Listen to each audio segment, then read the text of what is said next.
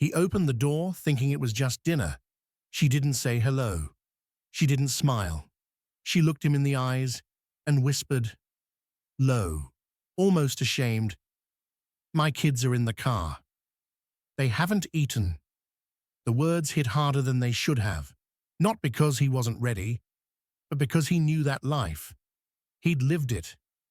Behind him, his son Tyler, 8 years old, wild socks, flashlight in hand, peeked up from the couch. "Dad, what if she's a robot? You met her online?" Ben straightened his collar, trying to soften the moment. "Then I'll just reprogram her to like tacos." She didn't laugh.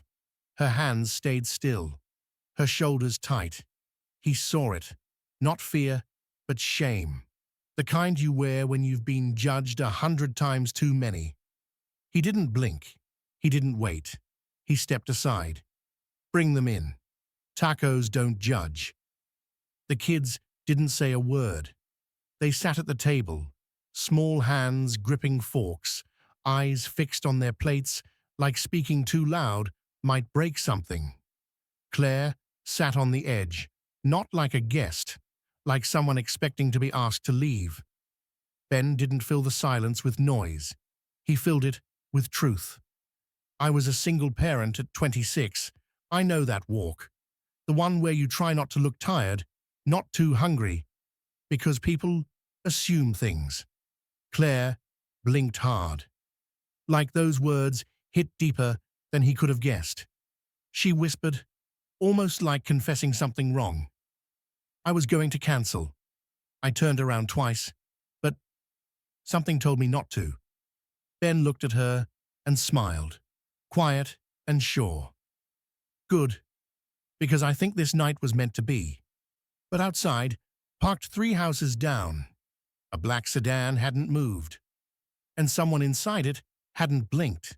She glanced out the window, froze, just for a second. Ben noticed the way her hand curled against her sleeve, like muscle memory she hadn't shaken. He stepped closer, lowered his voice. "Is someone following you?" Her eyes met his, direct, exhausted, unblinking. "I don't know. I didn't think he'd still be watching me after all this time." Ben's voice was steady now. "Who?" She swallowed hard. "My ex. He doesn't want custody. He wants control. He checks the GPS on my car. If I drive somewhere he didn't approve, he calls." Ben looked at her kids, still quiet in the other room, half asleep from food and cartoons, and the weight of it landed. This wasn't a dinner. This was something else, entirely.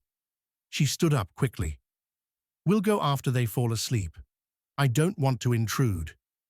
He didn't move, didn't blink. "I'm not letting you walk back into that." She stared at him, voice cracking. "Why are you being kind to someone you barely know?" Ben met her eyes.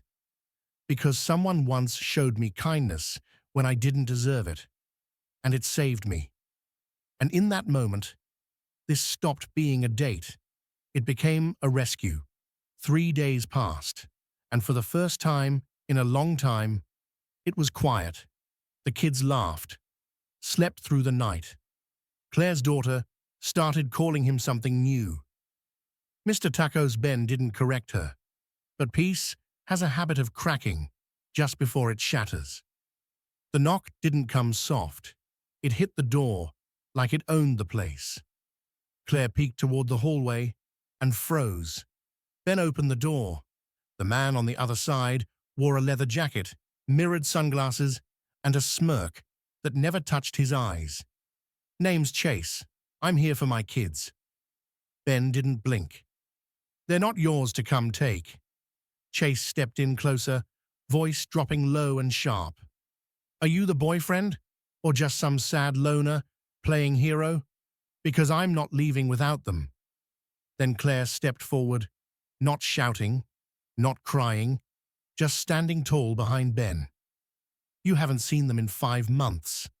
Court said visitation starts next week. You missed the hearing. Again." Chase's jaw twitched. "I'll be back. With paperwork." This house isn't exactly safe, is it? Small place, cheap car, single dad, kind of pathetic, Claire. Ben's voice didn't move an inch. Get off my porch. Chase leaned in one last time. Enjoy the show while it lasts. You don't know who you're messing with. Then he left. Claire sat down slowly. Her hands trembled around her coffee cup. She whispered through clenched teeth, "He never stops." That night, Claire finally stopped holding back. He used my name to take out loans, wrecked my credit. Debt collectors call every day. One of them, his cousin, works in a private firm tied to his family's real estate business. Ben sat still, listening, calculating. She looked away. I tried to report it once, but the officer I spoke to has drinks with him every Friday. Then she reached into her bag, pulled out a small black flash drive, set it down like it was heavier than it looked. Everything's on here. Bank transfers, names, accounts, stuff he doesn't want traced. Ben stared at it. What do you want to do with this? Claire's voice didn't waver. Burn him down, the right way. He took it, slid it into the drawer without a word. Then he low. But the past doesn't wait to be buried. The next afternoon, Ben stepped outside with the trash. Something felt wrong, too still. He checked under her car. There it was, wedged under the bumper, magnetic case, sealed tight. He held it up to the light like it was pulsing. A GPS tracker. The message was clear. Chase didn't just want control. He wanted surveillance, power in the shadows, and he wasn't done watching. Ben placed the GPS tracker on the table. Claire stared at it, silent. He said it without hesitation. I don't think he's hiding this. I think he wants you to know. He's watching. She pressed her hand over her mouth. Her shoulders locked. He made a call. 1 hour later, Caleb, a cybercrime analyst who owed Ben a favor, confirmed what they feared. The device was registered to a shell company. The money behind it, directly tied to Chase's family trust. Ben closed the laptop slowly. Claire didn't flinch. He only escalates when he's losing. Ben looked at her, serious now. What happens when he realizes he already has? She didn't blink. Then he tries to destroy everything. They didn't raise their voices. They didn't panic. They were finally ready to fight. But Chase? He was already 2 steps ahead. Claire's daughter was the first to see him. She screamed. Ben's phone lit up before the sound even faded. He didn't ask questions. He just drove. Fast. Locked in. Outside the school, Chase stood by his car, scrolling through his phone like nothing was wrong. Ben pulled up sideways, slammed the door, walked straight toward him. Chase didn't flinch. You touch me, he smirked, and I'll have you arrested. Ben didn't slow. Do it. But first, he stopped just inches away.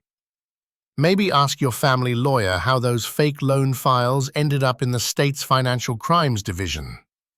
The smirk cracked. Ben didn't blink. I know about the shell companies, the debt laundering, the threats, and so does someone at the DA's office. Chase stepped back. Ben leaned in one last time. You come near her again, near the kids. I won't just expose you. I'll bury you, in every truth you tried to bury her with. Chase didn't answer, didn't smile. This time he got in his car and left. But Ben knew something most people don't learn in time. Sometimes, men like Chase don't need to break in. They just make a phone call. The notice came fast. Emergency custody petition. Filed by Chase, backed by his lawyers, pushed through the system with money and speed. Claire sat frozen outside the courthouse, hands clenched, eyes glassed. I should have run.